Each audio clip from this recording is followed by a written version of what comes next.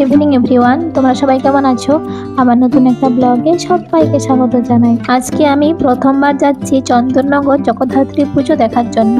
তো চলো তোমরা আমার সাথে আর স্কিপ না করে পুরো ভিডিওটা দেখতে থাকো। আমার অভিজ্ঞতা তোমাদের সাথে শেয়ার করব। এখন দাঁড়িয়ে আছি বালি স্টেশনে। বেশ কিছুক্ষণ অপেক্ষা করার পর চন্দননগর যাওয়ার ট্রেনটা চলে এসেছে।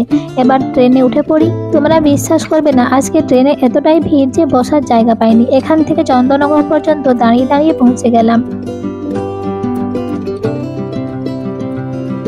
স্টেশন থেকে বেরিয়েই চোখে পড়লো এই লাইটিং, কিন্তু এটা দেখে বুঝতে পারলাম যে এটা কোনো প্যান্ডেল না, এটা হচ্ছে পার্লামেন্ট একটা মন্দির।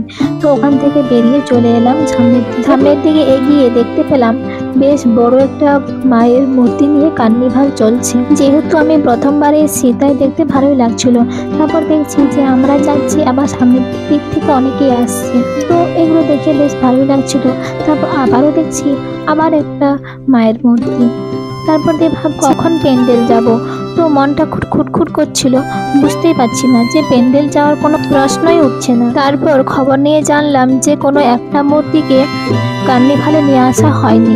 যতগুলো প্যান্ডেল তৈরি করা হয়েছে ওখানকার সমস্ত মায়ের মূর্তিকে কার্নিভালের এখানে নিয়ে আসা হয়েছে। তো দেখছিলাম বেশ ভালোই লাগছিল। প্রথমবার কার্নিভাল দেখার জন্য যে এত মানুষ আসে, এতটা ভিড় হয় সেটা আমার জানা ছিল না। আমিও প্রথমবার এসেছি এবং আমি প্রথমবার দেখছি যে অসংখ্য ভিড়। দু সাইডের মধ্যে এক সাইড দিয়ে মানুষ যাচ্ছে এবং আরেক সাইড দিয়ে মানুষ আসছে, মানে দুই দিক দিয়ে কিন্তু যাওয়া আসা চলছে, এরকম একটা ব্যাপার। তো ভালোই লাগছিল। ভেবেছিলাম যে মানে প্যান্ডেলে ঘুরবো, সেটা তো হলো না। তো যাই হোক, এভাবেও বেশ মোটামুটি ভালোই লাগছে, নতুন অভিজ্ঞতা। এই কার্নিভালটাতে কিন্তু একটা করে মায়ের মূর্তি এবং আরেকটা করে লাইটিং, আবার লাইটিংটা পেরিয়ে যাওয়ার পর আবার একটা মায়ের মূর্তি, আবার একটা লাইটিং। তো এইভাবেই পরপর সাজানো আছে। এইভাবে লাইটিং এবং মায়ের মূর্তি দেখতে দেখতে দেখতে পেলাম যে অনেক নিউজ রিপোর্টার এসছে নিউজ কভার করার জন্য। চন্দননগরের লাইটিং এবং জগদ্ধাত্রী পুজো যেমন বিখ্যাত, সেরকমভাবে কিন্তু চন্দননগরের কার্নিভালটাও খুব বিখ্যাত। এর জন্য এত ভিড়। এই লাইটিংয়ের সাথে সাথে যে আওয়াজটা দেওয়া আছে ওই আওয়াজটা শোনো।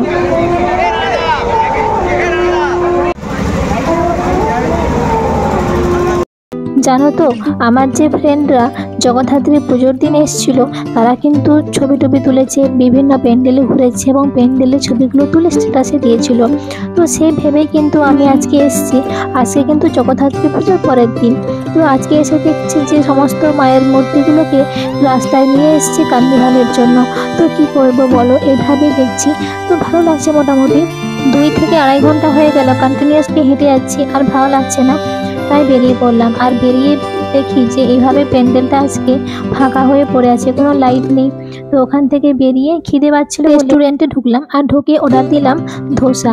আর ধোসা চলে এসছে, তাই আমি খেয়ে দেখছি একটু কেমন লাগছে। ধোসাটা খেতে ভালো ছিল না, আর এই চাটনি তরকারিটা সব এক করে দিয়েছে, মানে ঘেটে ঘ করে দিয়েছে, একটা কোনো টেস্ট নেই, টেস্টলেস। আর এই ধোসার ভেতরে যে মশলাটা ছিল ওই মশলা দিয়ে খেয়েছি। তো খাওয়া দাওয়া করার পর বাইরে বেরিয়ে এসেছি। এবার ফিরে যাই। আজ তাহলে এই পর্যন্ত, দেখা হবে পরে একটা ব্লগে। ততক্ষণ তোমরা সুস্থ থেকো, ভালো থেকো, সবাইকে ভালো রেখো, টাটা।